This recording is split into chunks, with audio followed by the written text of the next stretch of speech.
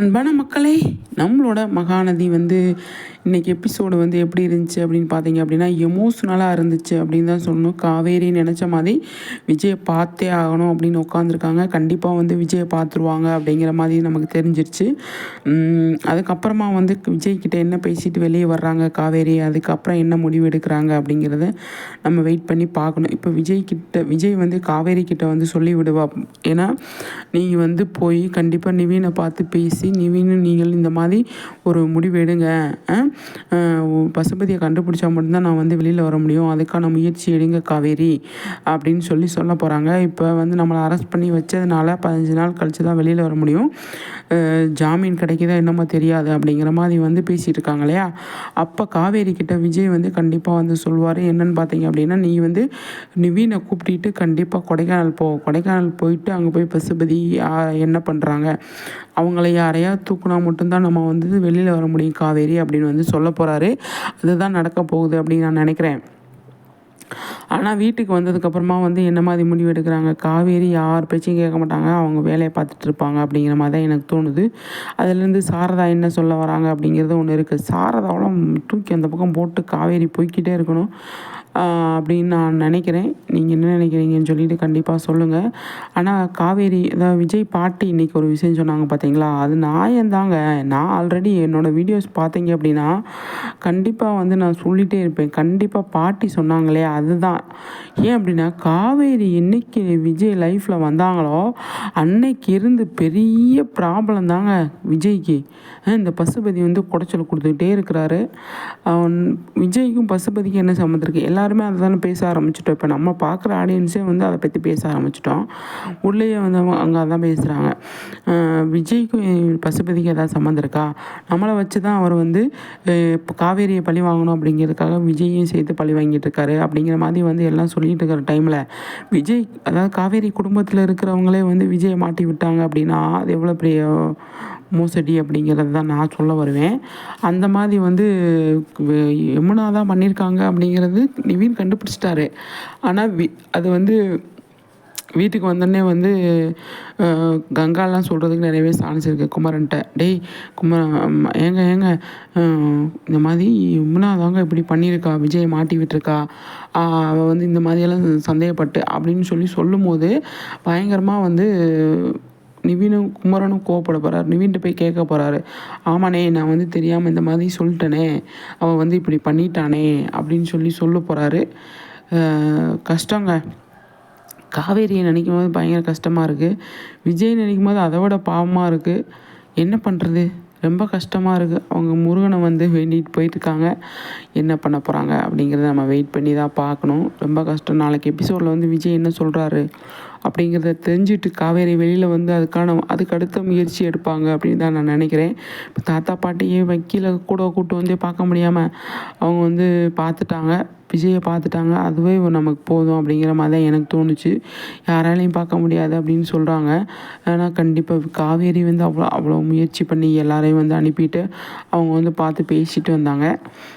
அந்த இடத்துல நிஜமாகவே அவங்களோட அன்பு, அவங்களோட லவ் எல்லாமே தெரிஞ்சது.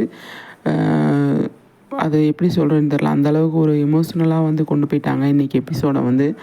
அவ்வளோ ஒரு ஹார்ட் டச்சிங்காக இருந்துச்சு அப்படின்னு தான் சொல்லணும். பார்ப்போம், சரிங்களா? பயங்கரமாக போயிட்டுருக்குங்க நம்மளோட மகாநதி அப்படிங்கிறதுல எந்த ஒரு டவுட்டுமே கிடையாது. ஆனால் நேற்றுக்கு நடந்ததெல்லாம் பேசணுன்னா மனவலி வந்துடும். அந்த மாதிரி ஒரு எபிசோடாக அமைஞ்சிச்சு.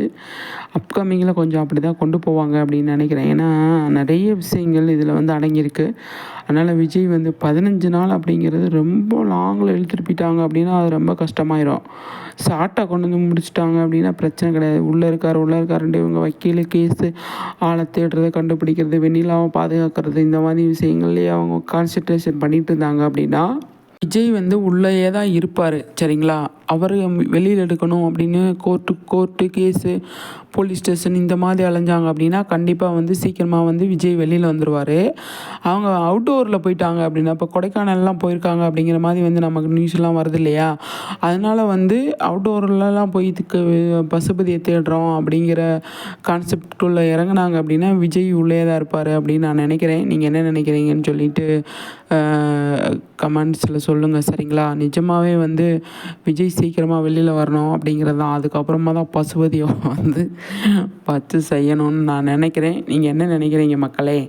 ஆனால் இன்னி கொஞ்ச நாளைக்கு நமக்கு வந்து ரொம்ப பயங்கரமான எபிசோடாக தான் இருக்கும் அப்படின்னு நினைக்கிறேன். அவ்வளோ ஃபீலிங் ஆயிடுச்சு எனக்கு. இந்த வீட்டுக்கு போயிட்டு யமுனா என்ன பண்ண போகிறாரு நம்மளோட நிவின் அப்படிங்கிறது ஒன்று இருக்குது.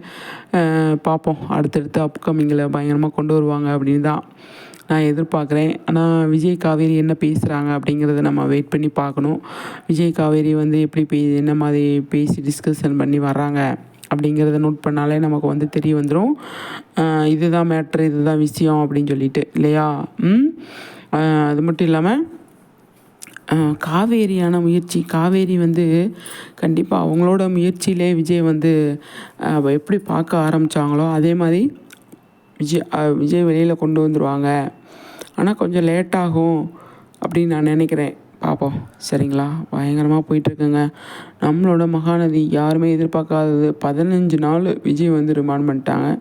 15 நாளைக்கு அப்புறம் தான் வெளியில் வந்து அது ஜாமீன் கிடைச்சா தான் வெளியில் வருவார், இல்லைன்னா வரமாட்டார் அப்படிங்கிற மாதிரி வந்து சொல்லியிருக்காங்க. பசுபதியும் அவங்க மாமாவும் எங்கள் உயிருக்கு ஆபத்துன்ற மாதிரி வந்து அவங்க சேஃபாக கம்ப்ளைண்ட் கொடுத்துருக்கிறதுனால அது வந்து பயங்கரமான ஒரு எமோஷ்னலான ஒரு எபிசோடாக அமைஞ்சிருச்சு அப்படிங்கிறதான் பயங்கரமாக இருக்குங்க. பார்ப்போம் என்ன பண்ண முடியும், ஒன்றும் பண்ண முடியாது. அவ்வளோ கஷ்டமான ஒரு எபிசோடாக அமைஞ்சிருச்சு. அடுத்தடுத்து என்ன நடக்குது ஏது நடக்குது அப்படிங்கிறத தான் நம்ம பார்த்து தெரிஞ்சுக்கணும். நாளைக்கு விஜய் காவேரி என்ன பேசுகிறாங்க அப்படின்றது நமக்கு தெரிய வந்தாலே அதுலேருந்து நமக்கு கொஞ்சம் கிடைக்கும். சரி இதுதான் விஷயம் அப்படிங்கிறத நம்ம வந்து பிடிச்சிடலாம். சரிங்களா, சூப்பருங்க. ஆனால் எனக்கு காவேரி வந்து காவேரியோட அம்மாவை எதிர்த்து பேசிட்டு நான் தாத்தா கூப்பிட்டார் இல்லையா, அங்கே போகலை இருக்கட்டும். ஆனால் நேராக காவேரி வந்து அவங்க அம்மா வீட்டுக்கு போகக்கூடாது, விஜய் வீட்டுக்கு தான் போகணும். அதுதான் எனக்கு பிடிச்சிருக்கு. அங்கே போயிரு நீ, அவங்க அம்மா என்னடி போகிற அப்படின்னு கேட்டால் நான் என் புருஷன் வீட்டுக்கு போகிறேன், என்ன பிள்ளையா பற்றி வச்சுருக்க, உன் பிள்ளையால் என் புருஷன் ஜெயிலுக்கு போயிட்டேன் அப்படின்னு சொல்லணும் காவேரி. அது சொல்லுவாங்களா அப்படின்னு இருக்குது. பார்ப்போம் சரிங்களா. சொன்னால் மட்டும்தான் நல்லாயிருக்கும் அப்படின்னு நான் நினைக்கிறேன். என்ன நடக்க போதோ ஏது நடக்க போதோ தெரியல. காவேரி விஜய் என்ன சொல்வார், நீ மாசமாக இருக்க காவேரி, ரிஸ்க் எடுக்காத, நீ வந்து அங்கிட்ட அலையாத, நான் பார்த்துக்கிறேன், நம்ம வக்கீல் பார்த்துக்குருவார் அப்படின்னு சொல்ல போகிறாரு. காவேரி எது வந்தாலும் நான் பார்த்துக்கிறேங்க அப்படின்னு சொல்லிட்டு பயங்கரமாக வந்து விஜய்க்காக வந்து ரிஸ்க் எடுத்து எல்லா வேலையும் பண்ண போகிறாங்க அப்படின்னு தான் நான் நினைக்கிறேன். பார்ப்போம் சரிங்களா. சூப்பராக போயிட்டுருக்கு, பயங்கரமாக போயிட்டுருக்கு. நம்மளோட மகாநதி காவேரி வந்து பயங்கர கஷ்டத்தில் தான் வந்து குழந்தைய பெற்று எடுப்பாங்க அப்படின்ற மாதிரி தான் தோணுது. ஏன்னா இந்த அளவுக்கு ஒரு போராட்டமான வாழ்க்கையாக இருந்தால் என்னங்க பண்ண முடியும். போராட்டம் என்னடா காவேரிக்கு இந்த மாதிரி போராட்டமாக இருக்குது அப்படிங்கிற மாதிரி தான் இருக்குது எனக்கு. விஜய்